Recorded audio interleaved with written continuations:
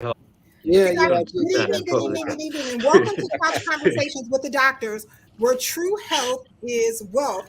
We want you guys to join us this evening. Remember to share, share, and share again, because what night is it? It's Monday night, and it's time for Couch Conversations with the Doctors. Of course, we're going to go around and we're going to introduce our distinguished panel as always, starting with the gentleman who says that I threaten him to be here every Monday night, but he is always here on time. That's our very own Dr. James Miller. Dr. Miller. I know how to handle a threat. Good evening, everybody. My name is Dr. James Miller. I am a retired internist. Retired about 3 years ago. After practicing internal medicine for about 40 years um, in Chicago and in the western suburban areas. I'm retired from clinical practice, but still interested in healing our community, and that's what occupies most of my time now. Outstanding, outstanding. To the man who's a great weight loss guru and family practice medicine doctor, but he really thinks that he's the Wolfgang Puck of cooking. That's our very own Dr. Tony Hampton. Dr. Hampton? And that's because I am Nikki. I don't know why we stopped there. I'm just and happy to be here. Appreciate you, Danny Davis, and the rest of the crew for providing a platform for our patients to heal. I'm really excited about always having conversations about wellness and healing, and looking forward to interacting with our guests and the topics we cover today. So let's get it done. Outstanding, outstanding. To the man who hates those accolades, but he is really the urologist of the stars. To the guy who has the number one radio show on Sundays trying to keep you healthy, that's our very own Dr. Terry Mason. Dr. Mason, thank you for being back. Thank you, Nikki, and I appreciate the opportunity, and I thank the Congressman and you for making this platform available for us to be able to share information with our community, because this is the difference between what we can do in terms of extending our life by adhering to some of the information that you hear from this show every Monday night. So thank you for providing it. Outstanding, outstanding. I want to say hey to Yolanda Williams, who's here with us. She says good evening to all. To Audrey Jaycox, who's here, she says good evening to everyone. To Virginia Knight, who is here, she says evening, everyone, and happy Monday. To Carrie Steele, to Jackie Robinson Ivy, and to Winona Redmond, who are here with us also. To my coworker, who leaves us in the summer and leaves us in the winter, and he goes to those hot climates to have fun in the sun. But I love him anyway. That's our very own Dr. Douglas Graham. Dr. Graham. Hey, thank you, Nikki. I just want to let you know my vitamin D level has just broken normal. I've been out there in the sun. I'm doing it the healthy way. Thank you. I'm also a retired physician. I worked for 30 years in the western suburbs. I practiced rheumatology. And after I retired, I spent 2 years in Washington, D.C. working in the Congressman's office. I can tell you it's a real honor to be here. It's a pleasure to work with my colleagues. I'm going to do my best to answer your questions if I can. Thank you so very much, Doug. Thank you so very much. Well, to the man who I believe is a museum curator because he has the best art in the world and he's so modest about it. That's our very own Joseph Harrington. Joe.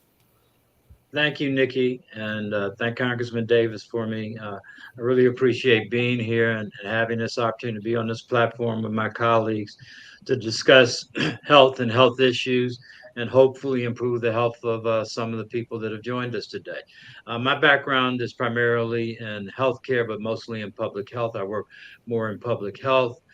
Did work at 3 hospitals and was an assistant commissioner at the Chicago Department of Public Health, and then left there and was the regional health officer for Cook County for the Illinois Department of Public Health, and had the wonderful opportunity to work with my friend and colleague, Dr. Terry Mason, when he was the commissioner of health for the city of Chicago.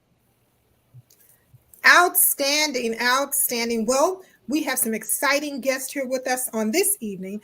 But really quickly, right before I introduce them, I want to say hey to Nellie Purnell King, who's here. She says good evening to everyone. To Connie Taylor, who's here. She's saying good evening to everyone. To Lemmy Battles, who has stopped by. Girl, you're going to have to sing a song before we go.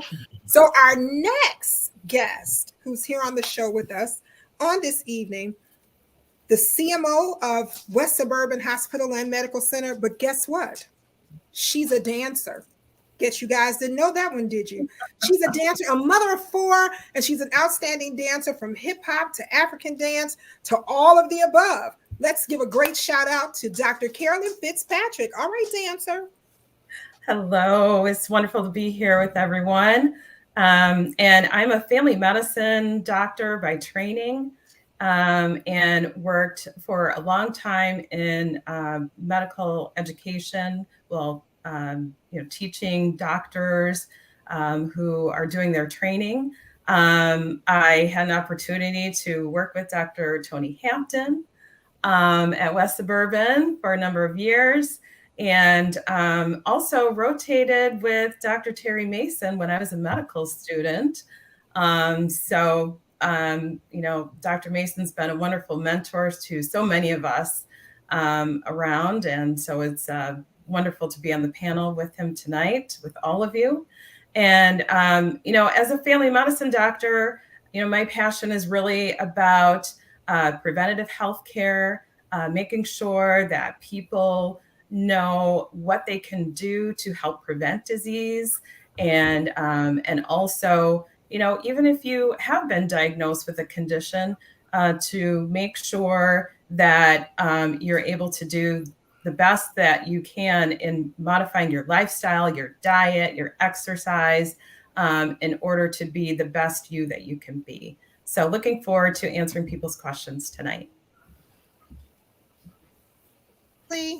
Simply outstanding, simply outstanding. Well, our next guest this evening is an outstanding physician in peds, and she's also, I believe, a pediatric endocrinologist. I think if I can remember that off the top of my head, but more than anything, she has a fur baby that takes over her house like everybody else's. She's the proud mommy of a little fur baby, Dr. Sylvia Robinson. Dr. Robinson. Good evening, everyone. Happy to be here. I am internal medicine and pediatrics by training with a subspecialization in pediatric endocrinology, focus mostly on preventing metabolic issues, obesity, and taking a whole family-centered approach to these conditions because, as a doctor that takes care of the child can't do much without the parents buying in. So happy to be here and happy to hopefully answer questions for any questions that may be out there, and also really involved and engaged in training up our next generation of medical providers, medical students, residents, fellows, you name it. I like it. Outstanding. Want to say hey to Sister Bonnie, who's here with us on this evening. Also want to say hi to Alan McKinney and Alan Manuel, who is here. Al Manuel is hanging out with us on this evening. Want to say hey to him. Want to say hey to Andre Barnhart, who is here with us just as well. To Mayor Andre Harvey, who has stopped by and says, remember to talk about hypertension. Well, that's our conversation tonight. We're talking about hypertension. Want to say hey to my good girlfriend and sister who has chimed in, Dr. Audrey Tanksley, the president of the Cook County Physicians Association, who has chimed in with us just as well. She says, excellent panel, and she's given a fist bump to Dr. Robinson, who for being here with us on this evening. So I want to say hey to everybody that's here. Well, the first question of the evening is, exactly what is the breakdown of hypertension? What is it, and where did it come from? Don't all of you jump at that at one time, but go right ahead.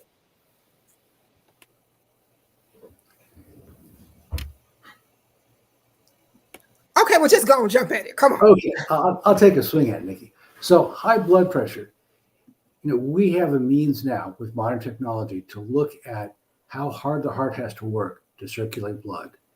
And it pushes it through when it pumps, and then there's an area when it doesn't have to work as hard, we call the relaxation phase. And we know that it has to work too hard. It puts more stress on the heart, and then the heart doesn't seem to work very well, and then it fails. And this high blood pressure can come because of diseases of the kidneys, diseases of the blood vessel, and there are actually some other rare diseases that can cause it as well. And it has other factors that contribute to it, like the amount of salt that you have in your diet. We and the Americans after the Depression have been really taught and attracted to salty, crunchy foods that have way, way too much salt in them. And so that's one of the contributing factors. And the problem with salt acts like a sponge and increases water in your system, which means that your heart has to work harder to push everything around. So that's one of the reasons why we're concerned about salt. We can get away with less and feel better. And I'll just add that it's a complicated story, and there's a lot of root causes of why we have high blood pressure. I think it's really important that as we think about it, and that's why we tell people we want you to exercise because we want to open up the blood vessels. We want you to reduce stress because stress can cause constriction. We want you to get sleep because, truth be told, when you look at studies, 12 hours after you've woke up without adequate sleep, you'll have a high blood pressure for 12 hours. So if you see your doctor and you didn't get enough sleep, that's going to be an issue. And salts will increase the volume of fluid in your arteries and make your hypertension worse. But I always get to the root cause. Why do I have inflammation? Why do I have inflammation, right? So if we deal with inflammation, rather as lack of sleep, stress, and primarily what we eat, we can do better with our blood pressure. So always remember that when you eat foods that make your insulin level high, hyperinsulinemia is what we use as a medical term, it's going to then lead to holding on to salt. And I always tell my patients, carbohydrates, with the word hydrate, holds on to water and salt. So if you eat foods that have too much sugar in it, or things that turn into sugar, you're going to then have hyperinsulinemia. And that hyperinsulinemia is going to make you hold on to the salt. So even if you restrict salt, you're still going to have problems. The problem with hyperinsulinemia is causes inflammation. It causes what we call insulin resistance, and that leads to the lining of your arteries not making enough nitric oxide, and your body naturally makes nitric oxide to open up your arteries. So if the nitric oxide is not being made, it's going to cause you to constrict. So now you have high blood pressure by multiple mechanisms. And so that's why it's important that we do our best. In fact, I'm going to make a video about compliance and the importance of taking our medicine. But the message in the video is also that if we do really good with our lifestyle, there are many people in my practice who can reduce medicines or get off medicines because they've made these lifestyle changes. So we don't have to, you're not destined to be on medicines for the rest of your life. Guys don't like the medicine because it causes erectile dysfunction. A lot of people don't like it because you get tired and fatigued. So we're not designed to do that. So we'll take medicines as bridge therapy until we get our lifestyle in order.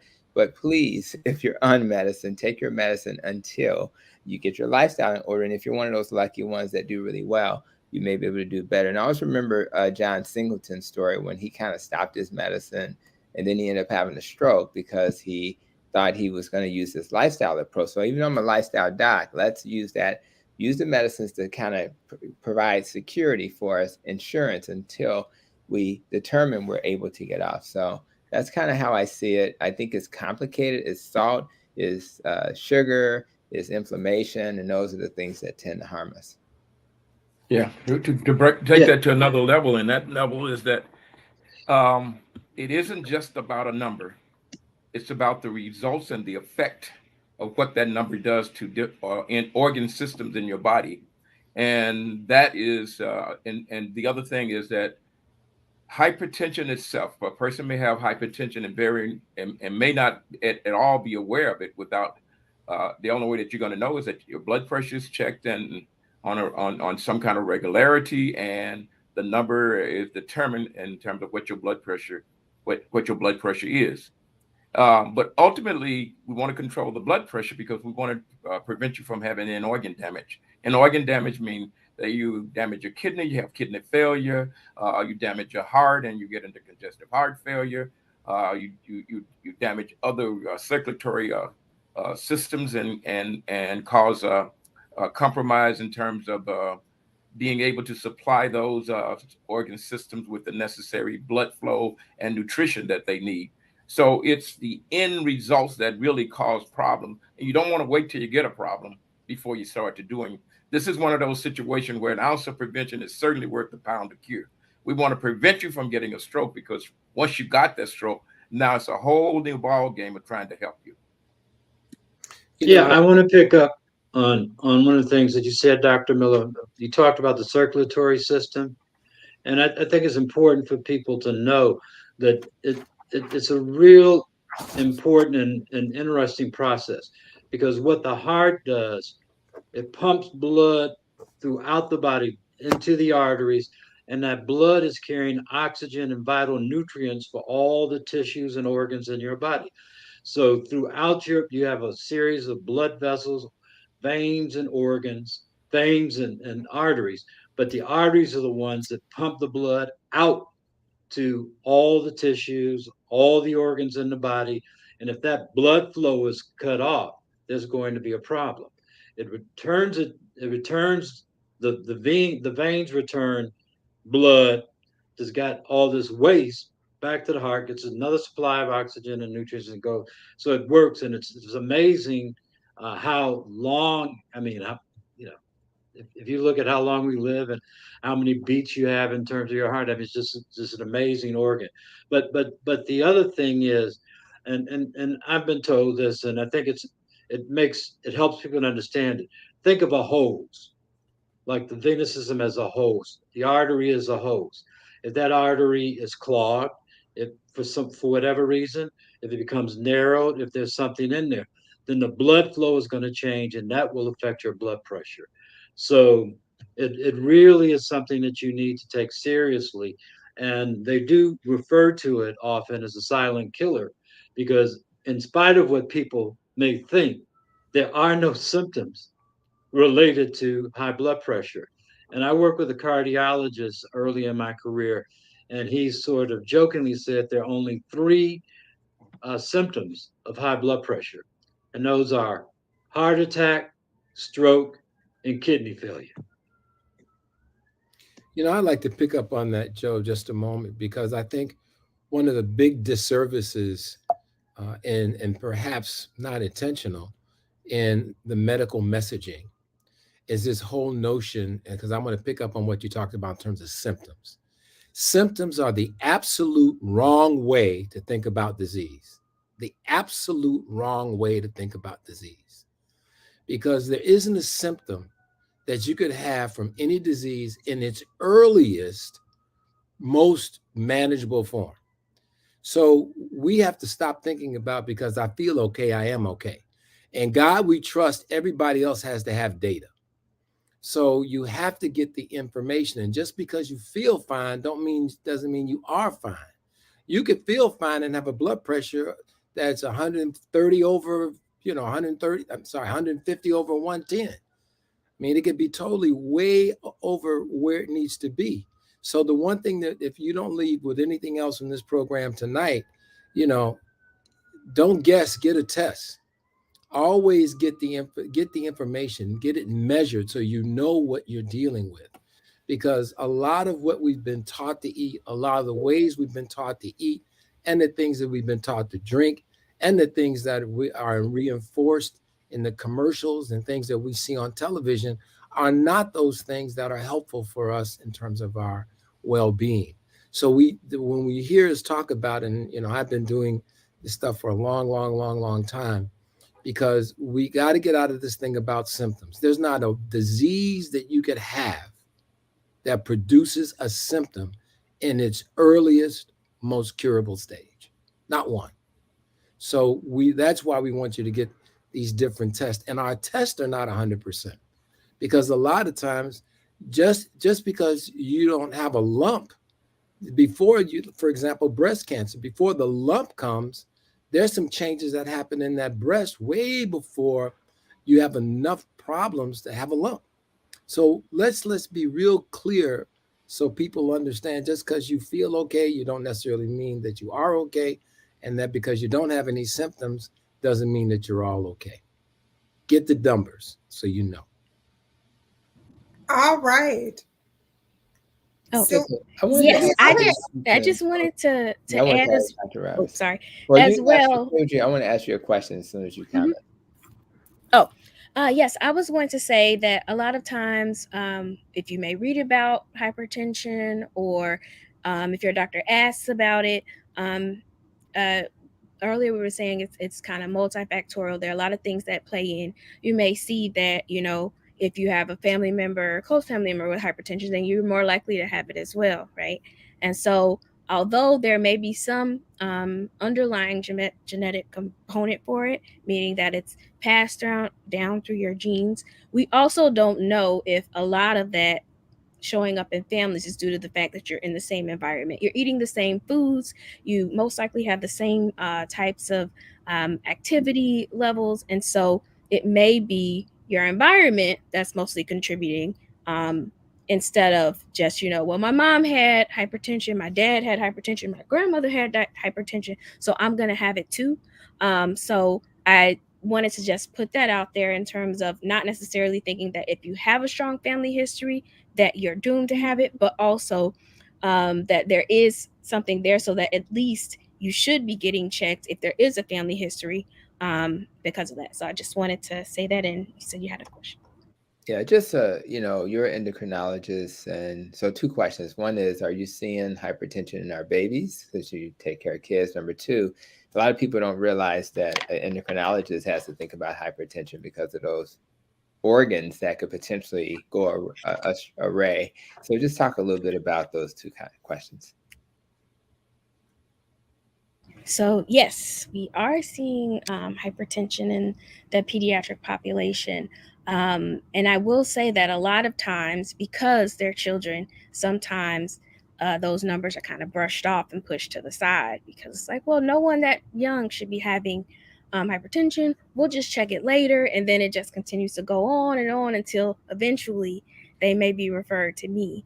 And so, yes, we're seeing it. It's gone up over the last, let's say, maybe 30 or 40 years. And although a lot of the times we have seen it, and those kids that come on that have a heavier weight or higher weight gain, will see also higher blood pressures. That's not always the case.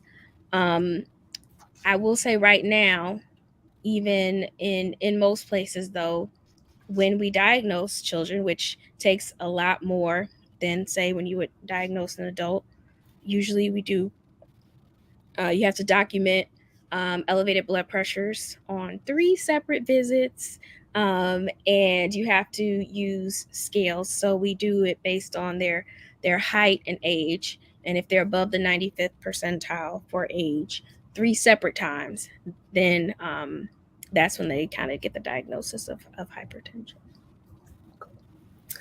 Yeah, I was just gonna add, especially for our young people, and thinking about the years that we've been going through COVID, is that our young people have not been as active. I mean, our adults have suffered the same thing too, but also our children. And so that has led to more kids being overweight and obese, and that also has an effect on blood pressure as well. And the difficult thing also, I think, about the pediatric population is that there, as Dr. Robinson referred to, is we have to make sure that we're looking at there's different scales for children than there are for adults. So for adults, we just have the number. If your blood pressure is 140/90 or higher, then it's very clearly able to see that somebody has high blood pressure. But in the kids, the providers, the physicians need to be a lot more aware of the numbers and charts that that children follow for normal and elevated blood pressure in order to determine if the child has high blood pressure. Sometimes we have things that can prompt us and show us in the system, our electronic health records, when a child's blood pressure is elevated. But it takes more close attention than looking at the adult population in the numbers. Yeah, and you really have to have the kids follow back up, right? We're used to seeing them once a year or maybe a little bit more frequent time frame if they're on a vaccination schedule, but otherwise they're not coming back. So we have to make sure we're bringing them back if they have those elevated pressures so that we can keep an eye on it. I do treat some of the rarer causes of high blood pressure in children, whether that's a tumor in the adrenal glands, which is a gland that sits above your kidneys. You can also have something, well, it's mostly even, it's usually in the adrenal glands if it's a endocrine cause of higher. There's also some different hormones that we call our kind of adrenaline hormones, or where we're pumped up to do things. And when those are elevated, those can also cause higher blood pressures. Usually with those, though, you have some other um, things that will show up. You might have severe headaches. You might have changes in certain body hair, things like that, that will prompt you to be more concerned if it's one of those rare endocrine causes. But that is really rare. Most of the time, when I see kids that have elevated blood pressure, it's not because they have an endocrine tumor or something like that that's causing it. Could you Yeah, comment I a want. little bit about, I just want to ask, could you comment about just a little bit as you have seen these children? And I know my classmate, Dr. Lois Rayner, who was a pediatrician, commented over the time, because we're old and we have been seeing this stuff over many, many, many, many years. But the rise in obesity in children that we've seen over the last 25, 30 years or so, and the kinds of foods that children are eating, even some of the stuff that we have, I hate to even call that stuff that they serve in the schools food. It's a food product, but I don't think it's food. But I think that we need to think about those things, because being old, older than most of you guys sitting on this panel, we didn't have, I mean, we didn't get it measured, but we didn't have these kinds of problems then when people ate real food. And and that's not what's happening now. So could you comment on the difference And move. over time and move around? Yeah, we ran everywhere as kids. Yeah, I mean, flaming hot Cheetos are really popular amongst young kids for some reason. Now, what And is that? What is a flaming hot Cheeto? What is that? It's just like cereal. Nobody knows what it is. No one knows what cereal is. So nobody knows what flaming hots are. It's nobody knows. but again, it's the processed foods that are not good for any of us. And I take care of children and adults. And sometimes I see the adults are focusing on making sure that they are eating healthier, that they're eating, more vegetables, they're cutting back on the sugary foods, but then allowing their kids to eat anything. And so, what I'm really trying to encourage people to do is think about what's good for you and the changes, as the adult that you're trying to make, that those same changes are good for your children as well. So, really trying to think about lifestyle changes, lifestyle management for the family, and not just one member of the family. If we could all, eat better together in the household, everybody benefits from that. Yes, Yeah, I definitely I, agree. yeah, I want to talk about body composition, and that's something I don't want to shame anybody or make anybody feel bad, but there is an ideal weight for everyone based upon their height and their frame. There's an actual weight that's ideal, and whenever you put on weight, and I was told that's the way to think about it. For every 10 pounds you're overweight, think of it about carrying around an extra 10 pounds all day long.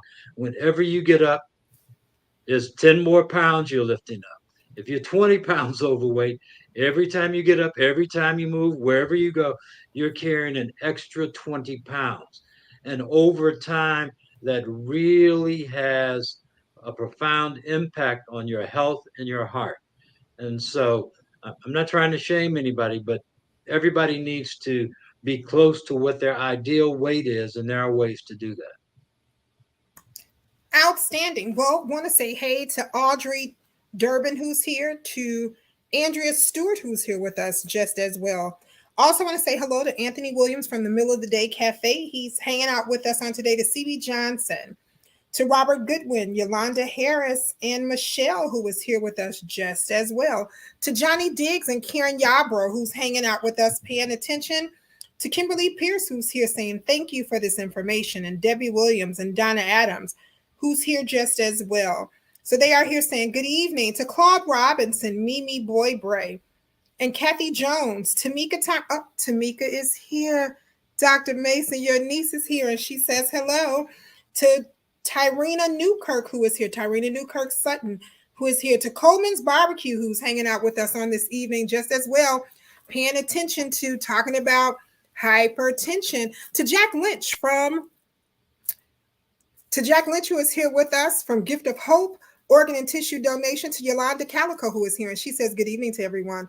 To Carolyn Taylor, and Carolyn has a quick question, but right before I get to Carolyn's question, I want to go to Ramel. I want to talk about Ramel's comments. So we always end up having these debates when people see their old high school mates on the social media. So now we have banned all the Lane Tech people from signing in, going, hey, Lane Tech. But now I am proud to talk about some of our Catholic schools who have hung out. Last week, we had our whole little thing between Notre Dame and St. Ignatius. You know, the Catholics coming together. Want to say hey to Ramel, who's saying she is PMS proud of Sylvia Robinson. So all right, all right to Providence St. Mel's for hanging out with us just as well. Thank you so very much. You know, Connie Taylor says, what about Himalayan salt? Does Himalayan salt have anything to do with your hypertension? Himalayan salt. You know, it's interesting because I live in this low carb space, and in the low carb space, I mentioned earlier that carbohydrates or that carbs can lead to too much insulin, which will make you hold on to salt. When people do low carb, they actually get rid of salt. In fact, one of the most common side effects of a low carb diet is what they call fatigue, you know, like carb withdrawal or keto flu. And the reason why you have that is because you're losing minerals like salt, magnesium, potassium. So for people on the dietary pattern I follow, they actually have to add salt back. So when they add salt back, I want to make sure that salt is not the little girl with the little Morton girl. She's a cutie, but her salt is highly processed and it lacks the minerals and the trace elements that you will typically find in pink Himalayan salt. So for me, pink Himalayan salt is just a better type of salt. And what people also don't think about is that we need salt. You need salt to conduct your nerve impulses. You need salt for your muscles to work properly. And just to balance the water and the minerals. So salt's not the enemy. Excessive salt is the enemy.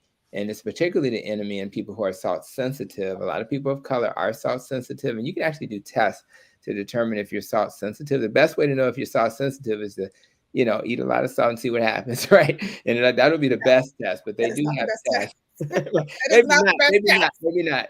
This is just for medical information. But that is not the best. I get it. I reframe my thoughts, but I think the key is if you have hypertension or you have congestive heart failure, you need to be more cautious about salt.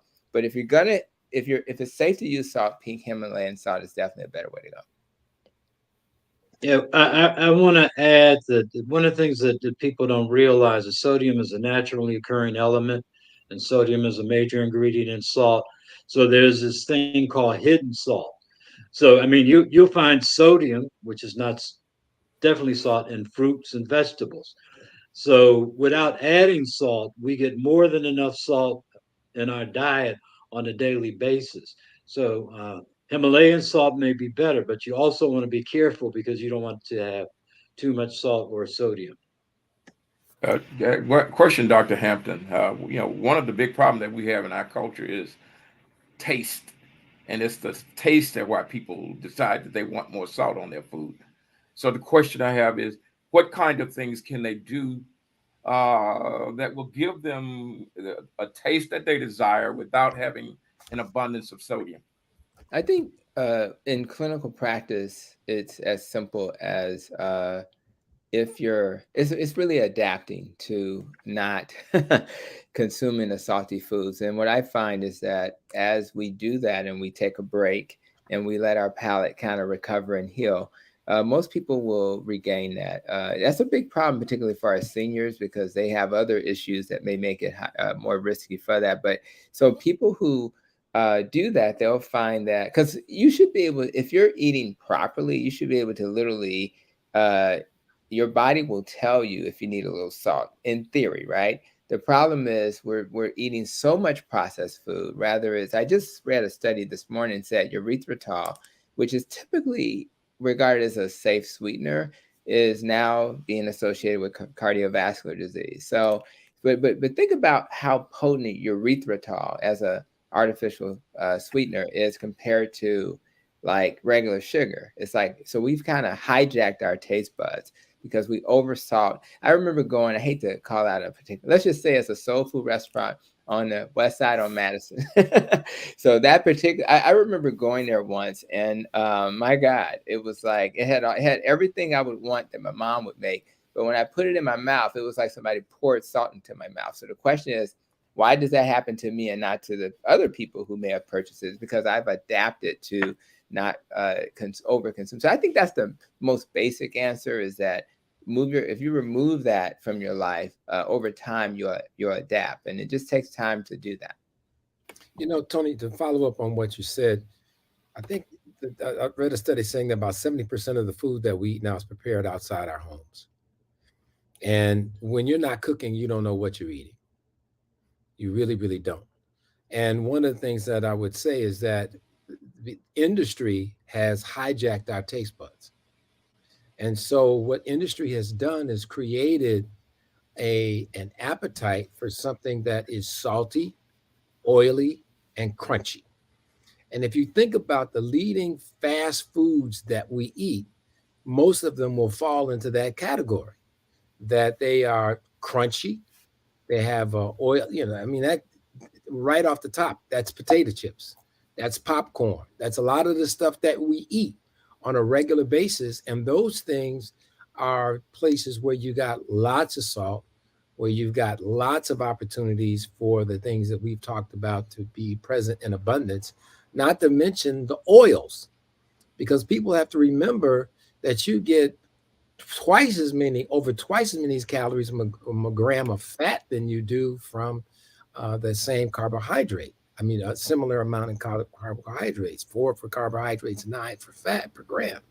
So we need to be careful about that. And our children are being, because of compression and schedules and things of that nature, unfortunately, we're eating way too much food. I grew up, and well, you're probably too young, Dr. Hampton, to know, but I grew up in a home where there was always a pot on our table, on the stove. And there was a pot of greens or a pot of beans or something like that all the time. And there wasn't this compression, this time compression for preparation of meals. So we always had meals prepared at home. We ate at home. You didn't have to have, nowadays, if you don't have something sweet for kids to eat or something fast or what have you, that's crunchy and salty or sweet, it's a real problem. And so these diseases that we have today are a product of the programming that our children are getting. We went from Popeye to Sailor Man, eating spinach all the time, to now eating super junk.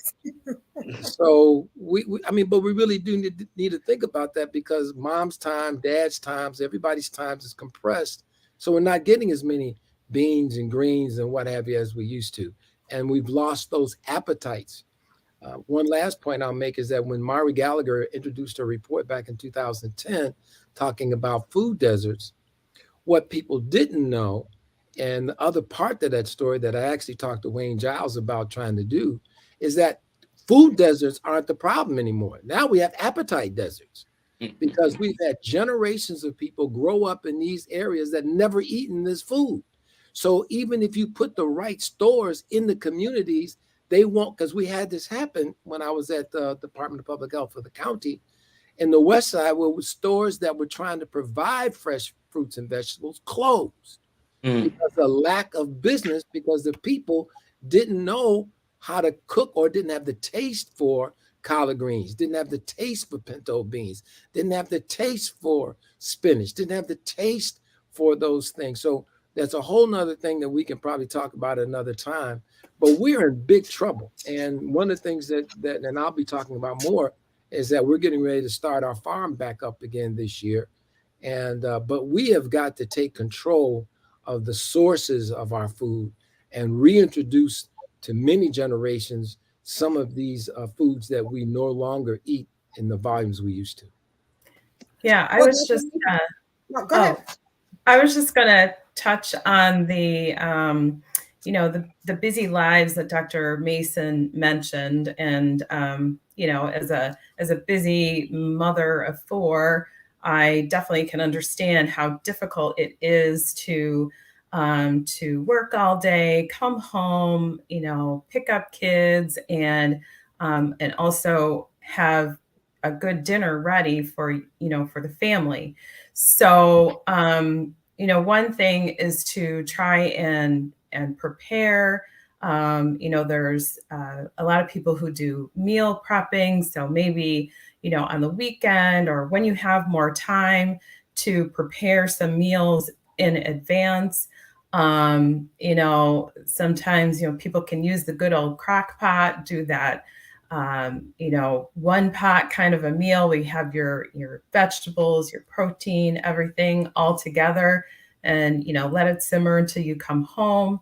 So just being thoughtful and trying to plan out your meals so that you're not getting to that time period in the evening and everybody's tired, you don't have what you need in the kitchen in order to prepare a meal that's got the vegetables and everything that you need. It's difficult to do that every single night, but the more often that you can do it, the healthier you can eat at home.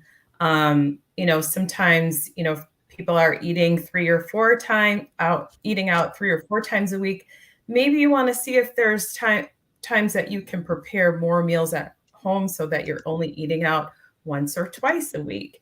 And it's not about necessarily being perfect, but it is about trying to make small improvements so that you can improve your overall health for the whole family.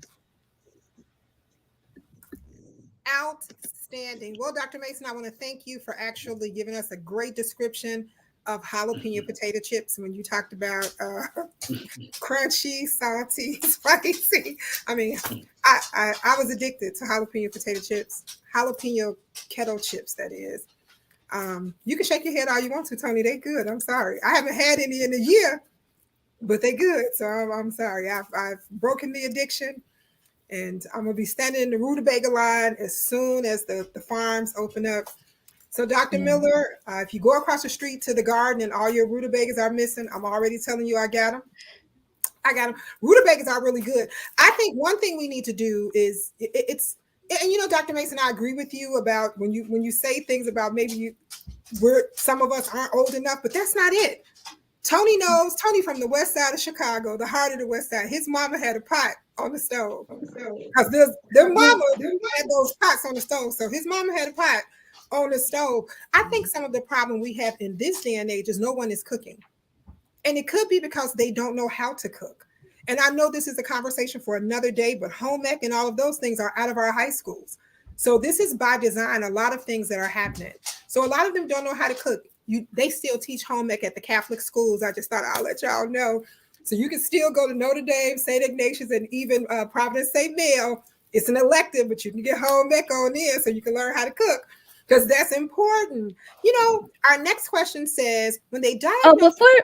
before we move on, really quickly, I just Sure. wanted to say also, when you go into your doctor's office, whether you're there for your child or yourself, also there's one thing that I always recommend to all my patients is to advocate for yourselves there, right? A lot of the times you'll hear, you need to exercise more, you need to change your diet, without sometimes there being really any input into what you're actually doing already or what resources you have at home.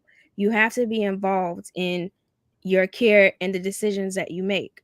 So, I involve my patients. Okay, what's one thing that you think that you'd be able to change, over this next week or 2 weeks? For a child, that might be, okay, I'm going to have, a bag of chips only twice a week instead of every day. And that is something you got to do, things that are doable. If you try to cold turkey cut everything out at all at once, you're going to be miserable and you're probably going to get back into that same pattern of where you were before. Not everybody, but I know, speaking for myself, that's what'll happen.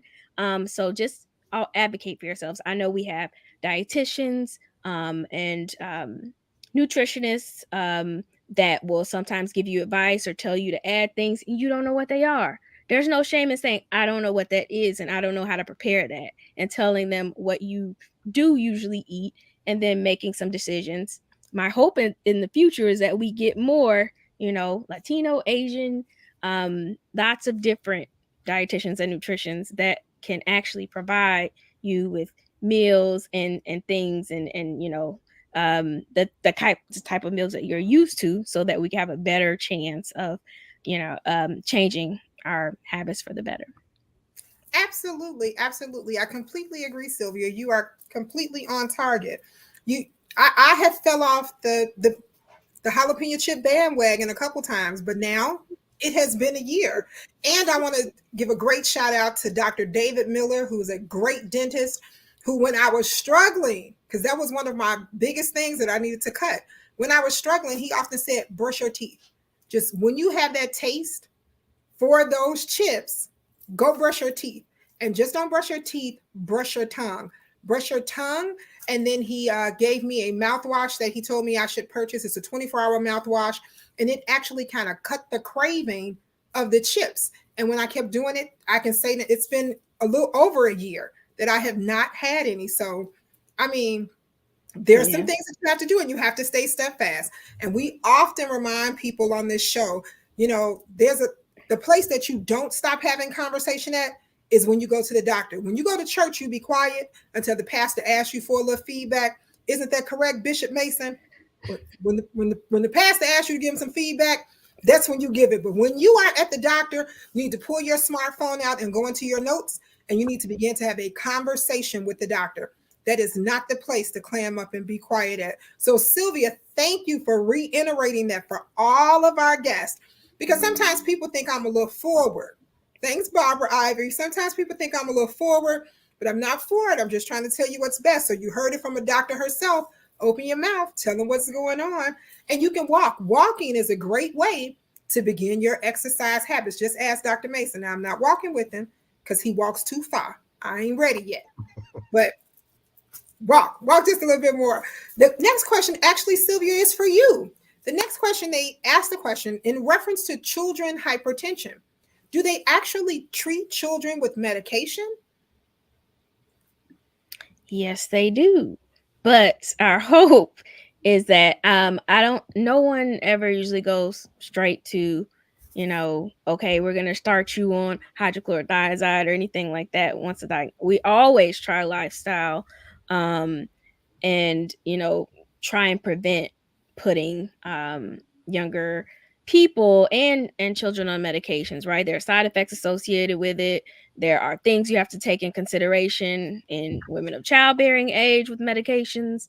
And so it's not the first, it's not the jump to. We always try, to work with diet and exercise first to see if we can kind of decrease that after we've ruled out other possible causes. It's no matter if we think that it's just what we call essential hypertension, meaning no underlying other disease that's causing it, they're going to get the whole workup to make sure it's not the kidneys and it's not the adrenal glands and all of those things. But yes, I have patients, sometimes a lot of my diabetes patients, because they already have risk for cardiovascular disease with the diabetes. And so in order to decrease that, they may be put on blood pressure medications in addition. Thank you so very much for that. So this is not a question. This is actually a statement from a young man who wants to stay anonymous.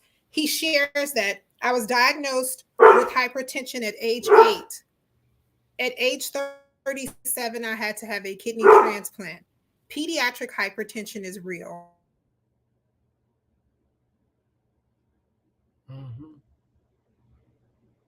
And 12.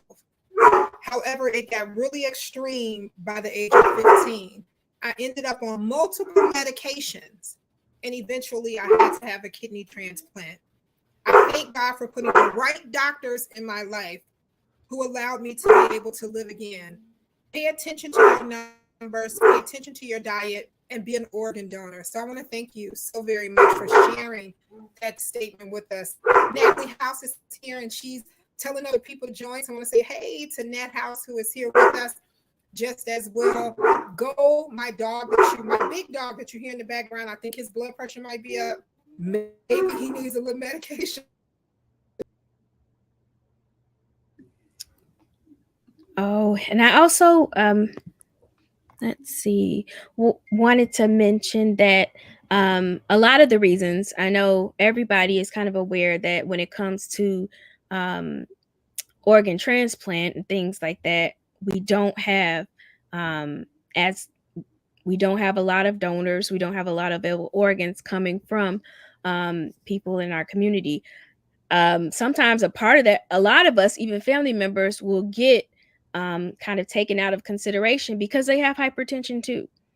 And most of the time, if you have that, then you are out of the running to be a kidney donor, for someone else in your family. And so we have this epidemic of, hypertension in the Black community. And then on top of that, if you do need a kidney, it's really hard to get one because it's running in, sort of generations. You don't have that to give. And so it's like Dr. Mason has mentioned before, we have to start taking better care of ourselves and our families and our communities because it causes issues in tons of different ways that we may not even think of. Yeah, I think what happens is that we get the wrong stuff made cheap and widely available in our community. So you can get two 2-liter pops for like $2 or whatever. And that's nothing but water, high fructose corn syrup, and some carbonation. And it's not good for you. It's just not good for you.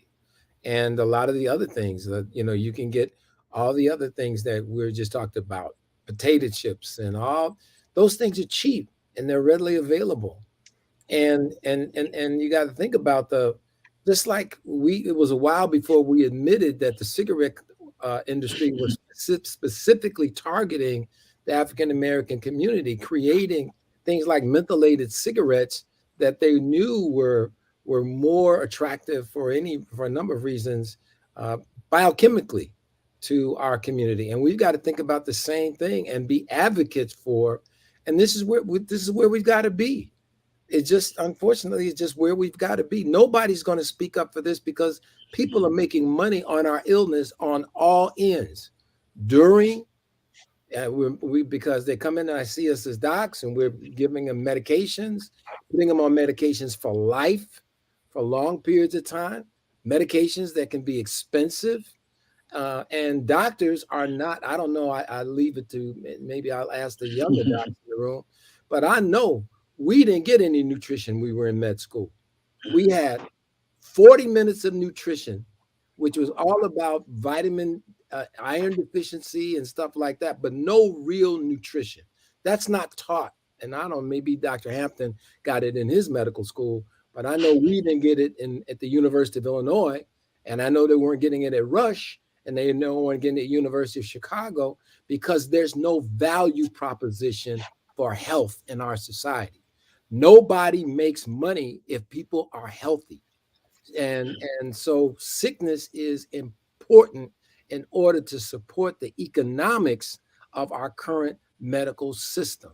And I know that this is a horrible statement to make, but it's true. It's not my opinion, it's just the facts. And so what we are taught as doctors are to be arbiters by providing pills. I was doing all kind of penile implant surgery, all kinds of things to deal with the complications of many of these things that had at their core what we were eating as the real problem. Well, this has been a robust, delightful conversation. But I know you guys hate to hear me say this, and I got to say it, and I'm apologizing ahead of time. It's our time. So I know there's some additional questions left, and I trust we'll get right back to them. And we'll invite our guests back once again, because there's probably about 35 questions that has come in for Dr. Robinson. So we're going to definitely invite all of them back. And people are saying they didn't know that Dr. Fitzpatrick was even at West Suburban, and they want to come see people. So, we're gonna invite them back. This conversations, it's a family. So you'll definitely be back. In saying that, of course, we're going to go around the table as we always do, and we're going to give our until next Mondays. So now, hold on. I want you to remember to invite people back. I want you to remember to do a bunch of great things, but I want you to also listen to our until next Mondays. So, Dr. Miller, what do you want to leave our viewers and listeners with until next Monday? Well, information is useful, helpful if you use it. If you don't use it, it has no value. And we are hopeful that this information that was transferred to you tonight, that you will use it. And if you use it, it'll contribute to you being healthy. Outstanding. Use it, don't lose it. Dr. Mason, you're until next Monday. I would be happy because I do a show every Sunday on WVON for the last 31 years, and I'd love to have these these guests, these ladies, come on my show. Be happy to, and anybody on the show. I've had some of you on the show, but we can do more, and I will do more. And so that shows the Doctor in the House. It's on every Sunday from 10 to 11 on WVON, and I'll be doing some other stuff going forward. So, Nikki, we can coordinate. I'd be happy to have any of the other guests, any guests that you have on this panel, as well as some that haven't been, as the follow-up, where we can do a whole hour on one doc just to get them a chance to get some information out. Outstanding. And of course, that's not even an ask. Deborah Williams says, great information. Dr. Doug, you're until next Monday. I'm going to say something I've said before. I'm really going to encourage people to read the labels, because you can see how much added sugar is there, how much carbohydrate, and how much salt. And from that, you can start trying these things that are advertised as low salt, and you might be surprised. The newer stuff really does have flavor. So to answer Dr. Miller's, well, how do you get there? You want to try these different things, because you might find something that you like and you can stick with. So I'd say read the labels and try something new. Outstanding. Read those labels. Want to say hey to Gwen Jones, that's here with us just as well. Joseph Harrington, you're until next Monday. And you're muted, Joe. I have a lot of things going through my. I'm off of mute. I'm off mute. I have a lot of things going through my mind. One, I want to say that the potato is the food, not the potato chip. The corn is the food, not the flaming hot. So if you're looking for food, the food is the potato.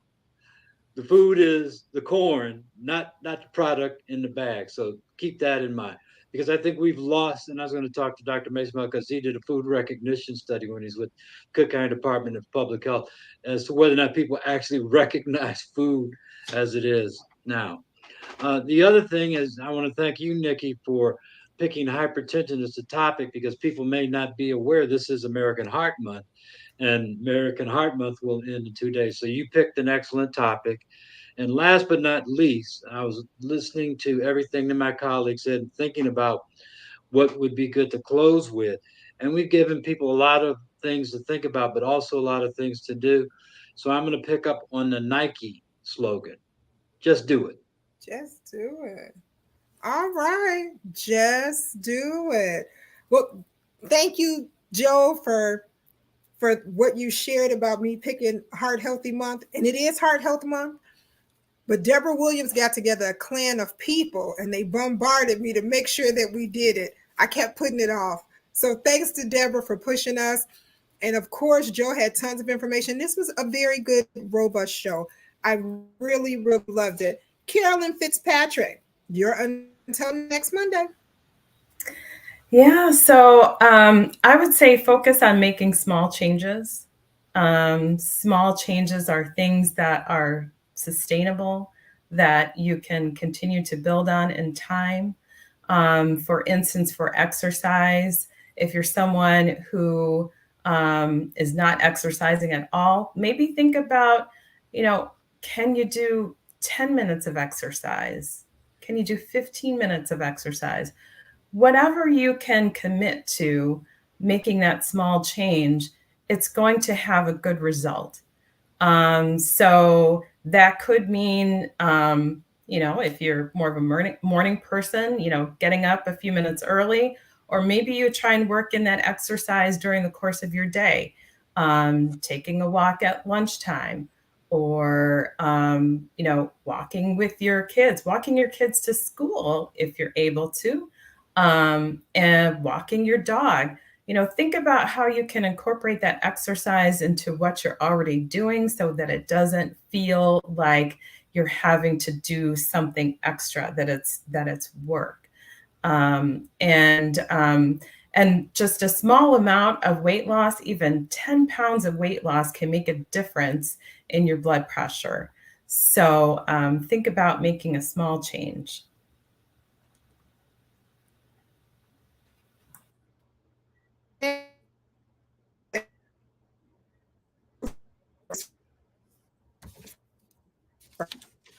Since she's broken up, you may want to go ahead, Sylvia.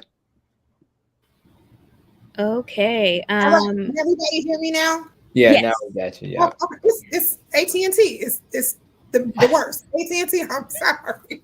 I'm so sorry. So I think we were at Dr. Robinson. You're until next Monday. Had you started? Yes. Okay. I hadn't yet, but I'll go ahead now. Well, Dr. My until Robinson. next Monday will just be do something you love.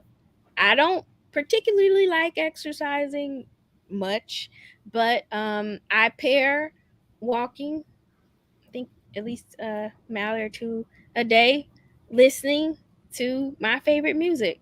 Now, if you see me walking down the street dancing and looking crazy, that's just because I'm doing something I love, and it helps to do something that I don't love as much, which is exercising, but I know I need it. So find something that you love and use that to do what you need to do. Outstanding, outstanding. Dr. Hampton, you're until next Monday.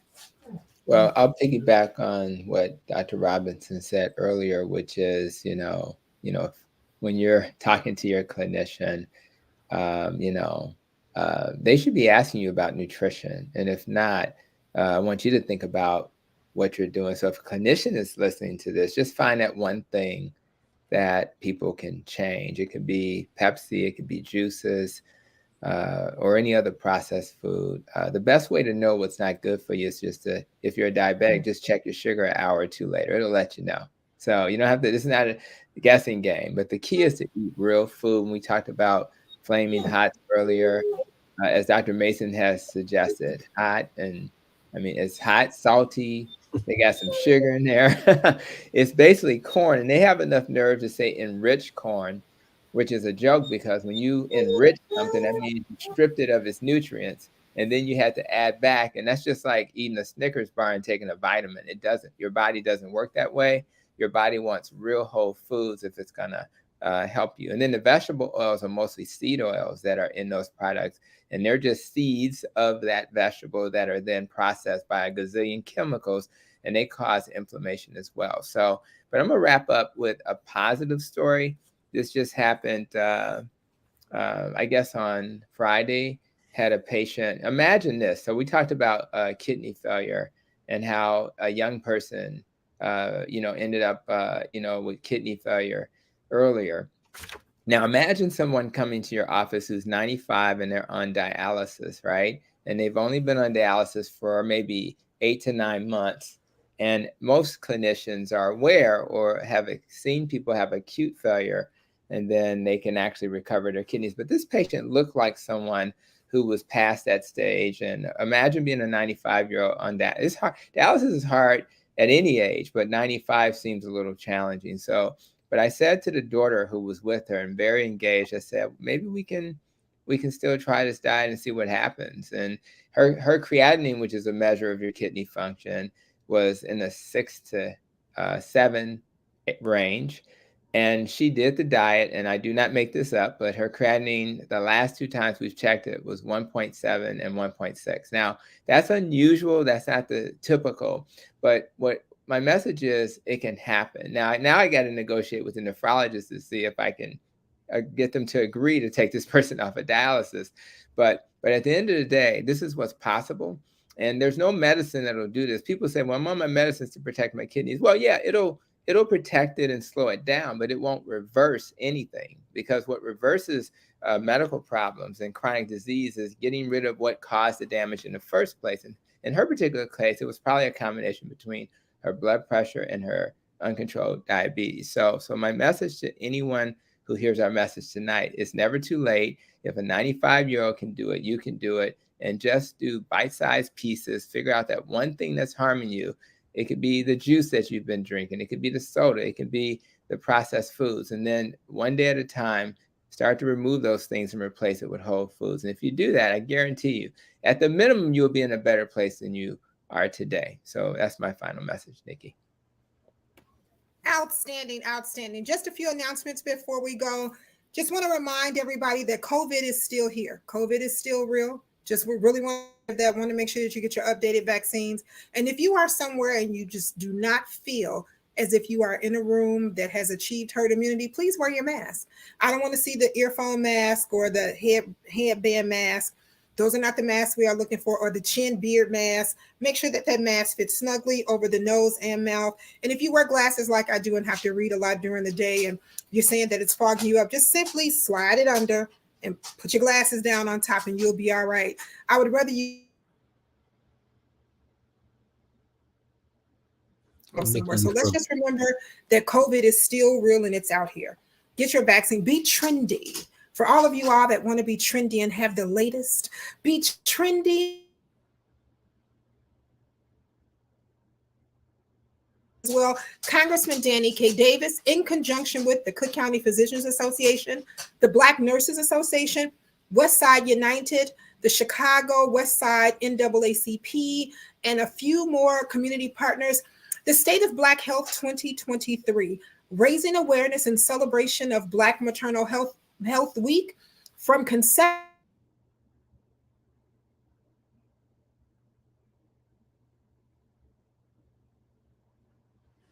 of our FQHCs and a number of our hospitals in our districts to come and be a part of this great event.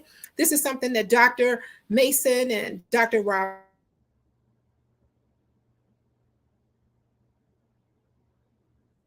just want to remind everyone to make sure that you are available at that time. So mark your calendars for Saturday, April 15th. We're going to have great information. We will be releasing a registration link and QR code for you to be able to sign up. We will be reaching out to some additional doctors for being panels. We're going to have robust panels, plenary sessions, and breakouts, so we can actually begin to change the dynamics in our communities. I want to say thank you. Day is tomorrow, so that's why he couldn't be here with us on tonight, but he wants to encourage each of you to use your power to vote. Thank you so very much for being here with us. See you on next Monday. Until